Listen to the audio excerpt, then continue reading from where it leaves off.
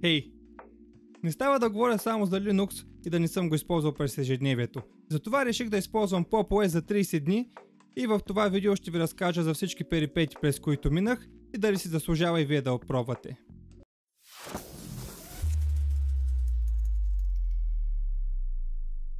Започваме с първото, което трябва да направим, а то е инсталацията.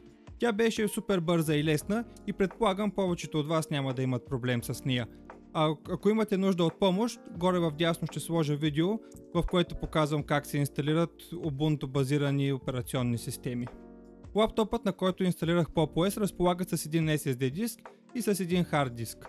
Като цялата информация от SSD диска съответно се изтри при инсталацията, а тази от хард диска се запази и без никакъв проблем се инициализира в PopOS.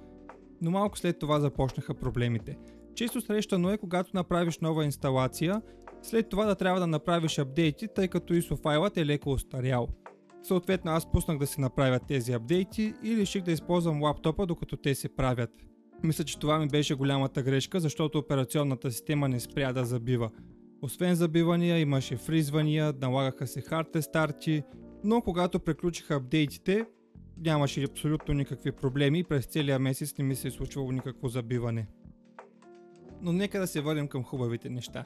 Лаптопа разполага с видеокарта на Nvidia и драйверите за нея се откриха автоматично без никакви проблеми. Също така се опитах да си прехвърля настройките от OBS, което стана също без проблеми, но трябваше да инициализирам устройствата наново, което отне няколко минути. За сега всичко е добре, но с времето започнаха да се появяват неща, които малко или много започнаха да ме дразнят. Липса на функции на мишката, която използвам. Също така липса на интерфейс за бърза смяна на аудиоустройства. Липсата на Drag and Drop, което се оказа функция на Windows, която супер много използвам. Имаше някакви странни настройки на тъчпада първоначално и също така шорткътите са напълно различни от тези в Windows. Но тук общността от хора, които използват Linux и PopOS помогнаха супер много. С няколко сърча в Reddit и различни форуми успях да намеря решение за почти всички проблеми, които изброих току-що.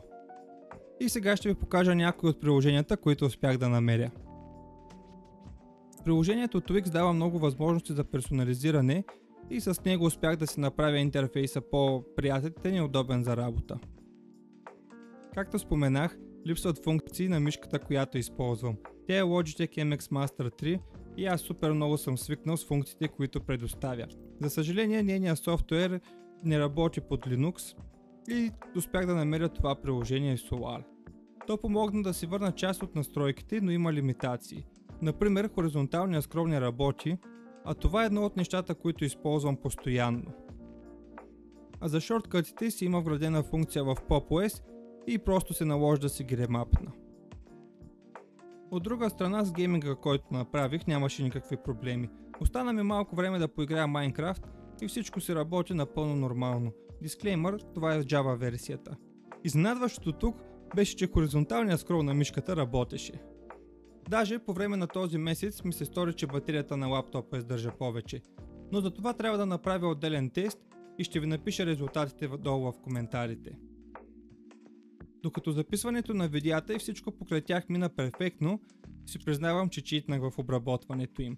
Изпробвах всеки един от софтуерите, които се предлагат за видеообработка под Linux, но те бяха далеч от интуитивни и бързи за работа.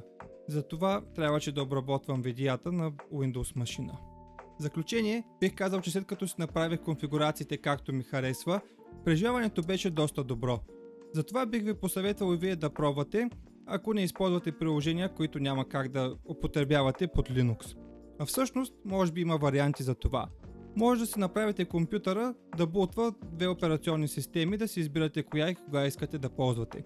Ако ви е интересно това, напишете долу в коментарите, за да знам дали да направя видео на тази тема. Ако решите да изпробвате Linux, но не сте си харесали дистрибуция, тук ще оставя видео, в което показвам 4 различни дистрибуции, от които може да си изберете една.